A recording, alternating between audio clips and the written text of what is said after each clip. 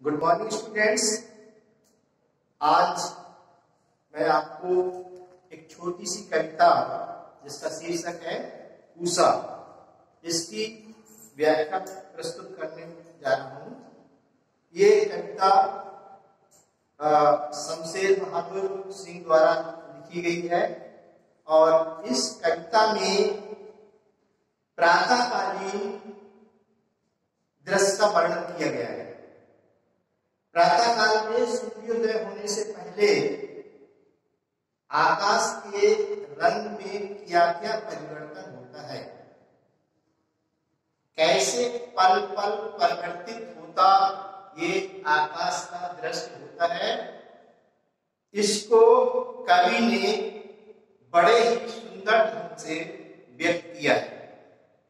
तो आइए इस कविता की हम व्याख्या समझते हैं। प्रात नभ था बहुत नीला, शंख जैसे भोर का नभ।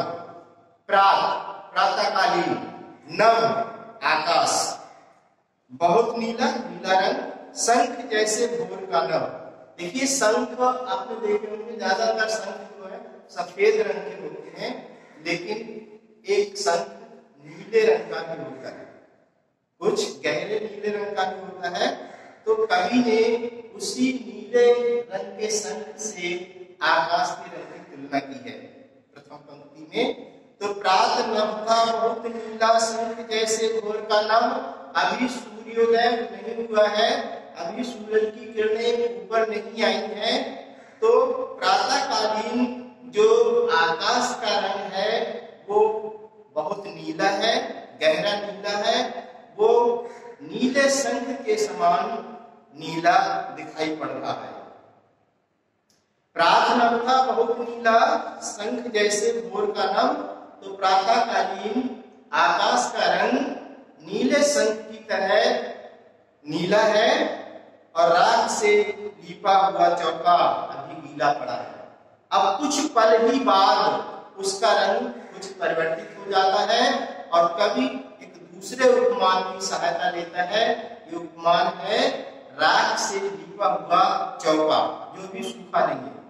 चौका सब लोग जानते होंगे कि जब गांव में चूल्हे पर जब खाना बनता है तो उसका एक छोटा सा एरिया होता है, तो जब खाना बनता है उससे पहले उसको लीपाया होता जाता है।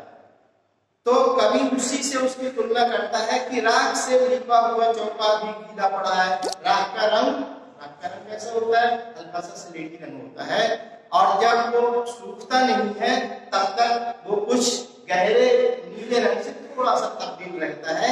इसीलिए कवि ने इस उपमान को लिया है कि राख से लीपा हुआ चौका भी गीला पड़ा है, कि प्रातःकालीन आकाश का रंग अब परिवर्तित होकर राख से लीपे हुए गीले चौके की तरह हो गया। बहुत काली सिल जरा से लाल केसर से जैसे धुल गई। अब कुछ पल बीतने के बाद में वो दृश्य, आकाश का दृश्य फिर से बदल गया और अब ये दृश्य इस तरह का हो गया है जैसे काली सिल पर थोड़ा सा लाल केसर डाल के उसको पानी से धो दिया। ग्रामीण परिवेश में जो भोजन बनता है तो जो मसाला हम पीसते हैं उसको सिल पर पीसते हैं, सिलबट्टे की सहायता से उसको पीसा जाता है। वहां कोई ज्यादा मिक्सी वगैरह ऐसी चीजें नहीं है, फिर उनको एकदम से जल्दी से वहां पीस दिया मसाला।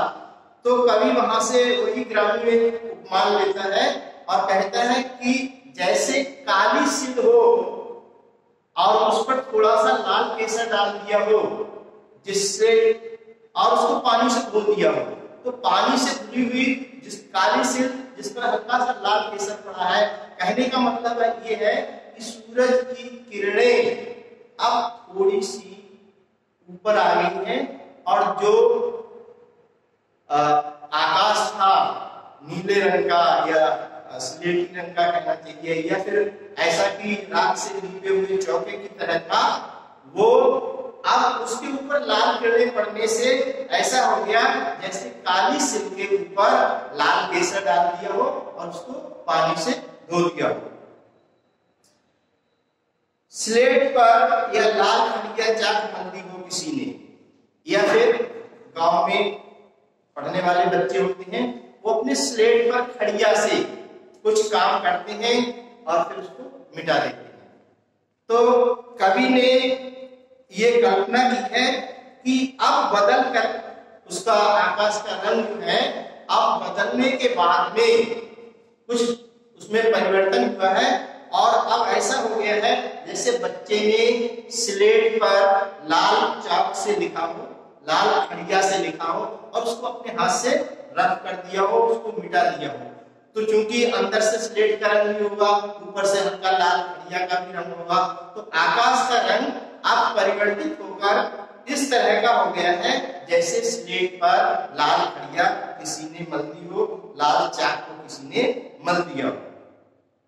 कुछ समय और परिवर्तित, एक दो क्षण और होते हैं, एक दो सेकंड और परिवर्तित होता है।